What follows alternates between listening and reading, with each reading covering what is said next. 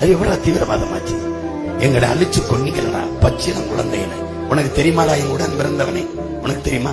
அம்மாவை அப்பாவை மரத்துல கட்டி வைத்து விட்டு 16 வயது மகளை வன்புணர்வு செய்து கொலை செய்தாங்க. அந்த வன்புணர்வு செய்து தெரியக்கூடாதுன்னு தாய் தந்த கண் முன்னாடி உயிர் உறுப்புகள் துப்பாக்கி செலுத்தி வெடிக்க வச்சவன்டா இந்திய ராணுவம்டா. உங்க ராஜீவ் காந்தி அனுப்புறான். தம்பி தம்பி இப்படியே படுக்க வச்சுடா கர்ப்பிணி பெண்களை, இளம் பெண்களை வயது முதல் படுக்க வச்சு பீரங்கி டாங்கர்ல ஒரு சக்கரத்தை இடுப்புக்கு மேல ஏத்தி ஏத்தி ஏத்தி ஏத்தி நசுக்கி நசுக்கி கொண்டு போயிடுச்சான். அதுல தலைவன் வந்து பாக்குறான்டா. என் தலைவன் தான், உன் தலைவன்.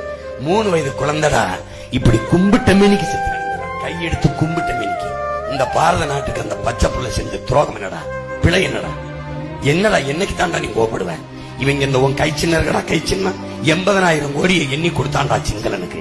நம்ம அக்கா தங்கச்சி சோதனை சாவடின்னு வச்சு 3 கிலோமீட்டர் அங்க அப்பாவுக்கு முன்னாடி மகளை, அம்மாவுக்கு முன்னாடி தாயை, அம்மாவுக்கு முன்னாடி மகனை, மகனுக்கு முன்னாடி தாயை நிர்வாணமா வாழ சொல்லி கையை இப்படி தூக்கிட்டு வர சொல்லிட்டாண்டா. 2 கையும் இப்படி தூக்கிட்டு வரும்போது இளவயது நம்ம அக்கா தங்கச்சி வரும்போது இங்க நிக்கிற சிங்கள ராணுவ வீரன் மார்வை திருகி இப்படி இது என்ன குண்டா வெடிக்குமான்னு கேட்டாண்டா. இந்த சிங்களனுக்கு கொட்டி கொட்டி கொடுத்து பயிற்சி கொடுத்து ஆயுதம் கொடுத்த இந்த கையை நீ நொறுக்கலைனா நீ நல்ல தன்மான மிக்க மகனாடா, நீ மான. அது எவ்வளவு தீவிரவாதமாச்சு. எங்கட